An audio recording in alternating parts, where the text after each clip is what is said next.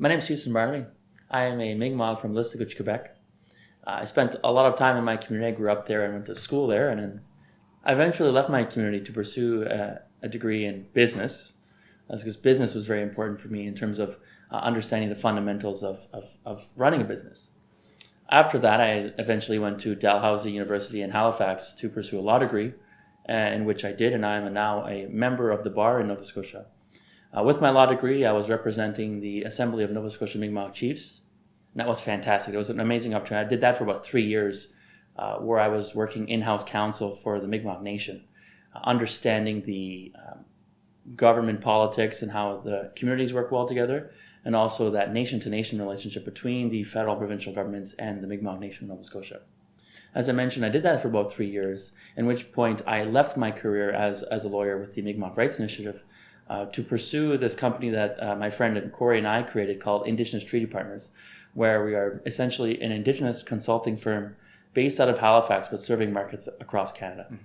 So I'm Corey Mattie. I am Mi'kmaq settler, and there are many stories of my ancestors back in beautiful Antigonish getting along in a good way in the early days. They would trade together, fish together, hunt together, and engage in ceremony and friendship. And a big reason why Houston and I started this organization is to help industry get back to that place where both non-Indigenous and Indigenous peoples are getting along together again. Went to business school, then did a master's degree and did a lot of work actually here at CCAB, which really helped me think about this idea of doing Indigenous cultural awareness training.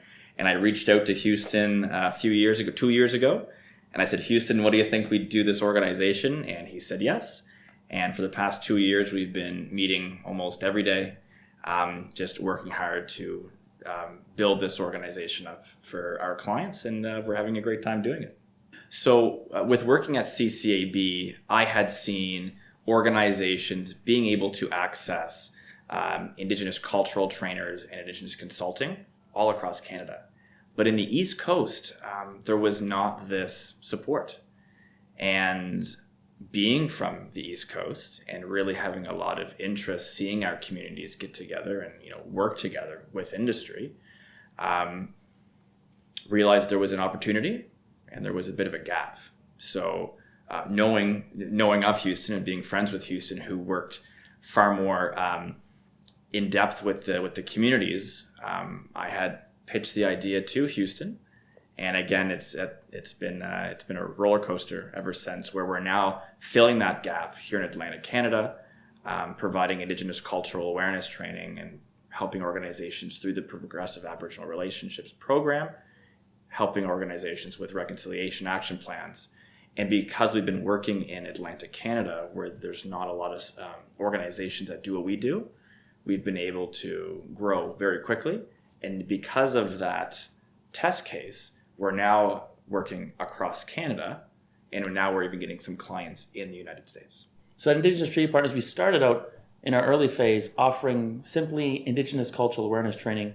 Our original scope was only to offer this training to boards. Pretty soon we realized that it wasn't just for boards, but it was for entire teams. So entire companies are accessing our training. And this ensures that everyone within that company has the same foundational knowledge in terms of what it takes to make really intimate and meaningful relationships with their Indigenous brothers and sisters. More and more of our clients have been asking for additional help, because once they have our Indigenous cultural awareness training, they realize there are many needs within the organization and next steps that they would like to see happening within the organization.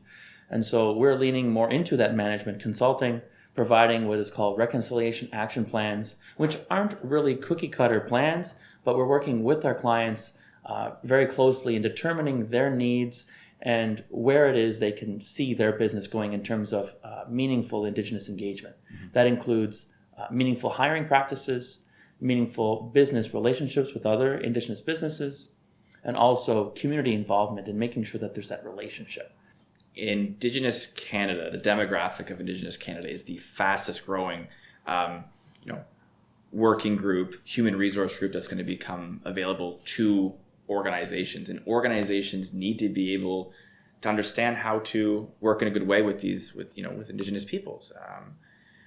How to attract Indigenous talent, how to hire, retain, mentor, uplift Indigenous peoples in their workforce. So we're really hoping to fill that gap and being able to provide organizations not just the competence, but the confidence and comfort in working with Indigenous peoples and hiring Indigenous peoples. Mm-hmm.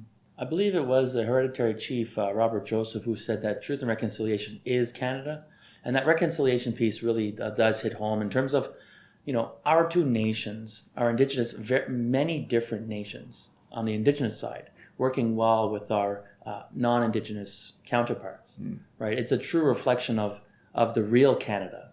And so any way that we can support that bridging of our nations and working well together and creating the true representation of our country is really meaningful. And so more and more companies are waking up to this fact, and they're realizing that to do that work, to make meaningful relationships, takes time and a very real intention behind it. And we believe that's where our cultural awareness training comes in. So it's really just about networking, getting out into events, working with organizations like CCAB, and just being present as much as you possibly can. Messaging, emailing people saying, hey, we'd love to connect. Not just to connect with a business to sell them something, but to connect just to go for a coffee and talk about what they're doing with Indigenous Canadians and what they're hoping to do. It's a far more kind of conversational relationship. And then once we do make that relationship, it's not just providing service and leaving. We really work hard to ensure that the partnership is more of a relationship and not just a business transaction. So we can continue to serve the organization, but to support them wherever we can. But certainly the networking has been one of our greatest strengths and one of our greatest assets. Being a member of CCAB is a huge help, and even more locally there in Halifax, we're members of the Halifax Chamber of Commerce, where we've been recognized as finalists for New Business of the Year. But just attending many events and being steadfast in your approach to make unique relationships, but always leading with your heart on the right foot. If I can piggyback on that, another thing that we've benefited greatly from is really trying to find champions and mentors. We have some really great relationships with industry partners, mostly in Nova Scotia, but also across Canada. So there's an organization called Barrington Consulting Group. They are a world-class consulting firm supporting organizations across Canada and the United States. They have a really big team, and they're really passionate about supporting Indigenous peoples and supporting industry and working with Indigenous peoples. So we work with them in creating those reconciliation action plans. And by partnering with organizations, we are able to immediately expand our own capacity, because capacity is quite tight, especially when you're a new organization starting out. You have to be very mindful of how you're using that precious time. Fun fact about Barrington Consulting Group, they were our first client, and they have been our dear friends ever since. Yeah. Another example of industries leading in and working with us very well is Amoresco, which is a renewable energy company. They build primarily solar and wind farms. And they, as well as Barrington, they loved us ever since we had a chance to connect. And they actually created the ITP Amoresco Building a Sustainable World Scholarship. So this is a scholarship for science and engineering students who are Indigenous, looking to increase the capacity and the awareness for Indigenous students in STEM. And so these organizations are leaning in and providing dollars to support Indigenous students, because they realize the incredible need for Indigenous students to enter the workforce and to eventually work at these places.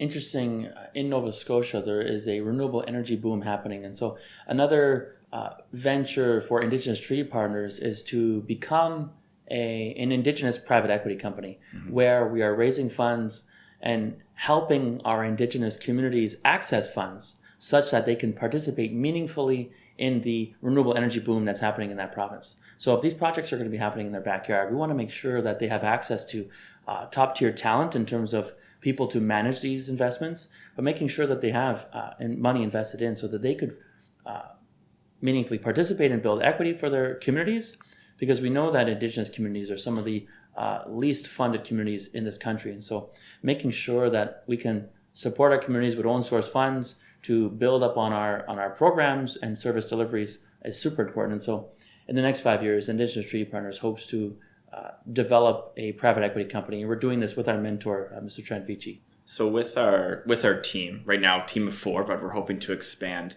we really bring Indigenous ethos into the management and facilitation of growing our business. So anytime that we're looking at getting into a new stream or designing a new product or a course, we always get the team together and try to reach some kind of consensus building. Well, one of the considerations that we've always taken very seriously is what it means to be Indigenous in the 21st century. We didn't just want to be Indigenous people who own a business, but we wanted to be an Indigenous business. And that really meant bringing our principles that our peoples have always had for thousands of years into the modern day, right?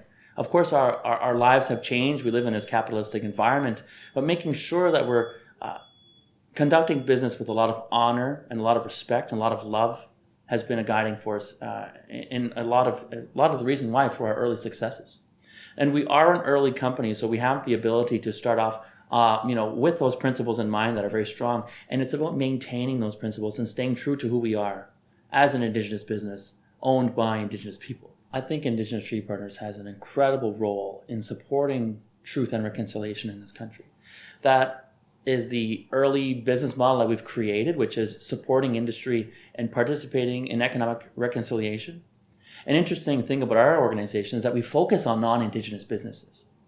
I think our Indigenous communities could use a lot of help in terms of capacity development and ensuring we have enough capacity to make these meaningful business relationships. And that's certainly something we're going to be paying attention to down the road. But right now, we're encouraging non-Indigenous businesses, industry leaders, on why it is so important to make meaningful relationships and to consider our Indigenous communities as meaningful business partners and close friends. And we really, sorry, go ahead. To piggyback on what Houston's saying, is Canada is a energy-rich, resource-rich country. And it makes sense for us to utilize that benefit that we have, but making sure that we're doing it with First Nation communities and that we're doing it in a good way. So as Atlantic Canada and the whole country starts to use its incredible wind resources, its incredible hydro resources and water resources to create energy, companies that are hoping to do that need to have good relationships with First Nation communities or the projects won't work. So we help industry work together with the First Nations in a good way such that those projects are very successful. And we're doing that with Everwind Fuels to make sure that those projects and projects like it will be completed and successful to benefit all Canadians. At the end of the day, it's really about supporting our communities and ensuring that they're getting their fair share of the economy. And really that starts with encouraging non-Indigenous businesses to rethink the way that they operate. I always say that reconciliation is about doing things completely differently. Non-Indigenous peoples have to lean in and do things differently, and so do our Indigenous peoples. Our Indigenous peoples are already doing things differently because we live in this 21st century fast-paced capitalistic environment.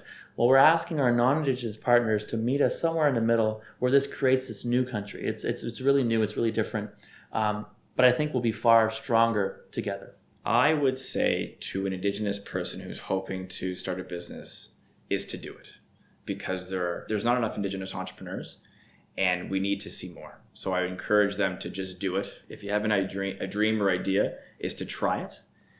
Find mentors, find champions that can support you. Work hard, work tirelessly, get a good partner, and try it, because not to try is even riskier. Yeah.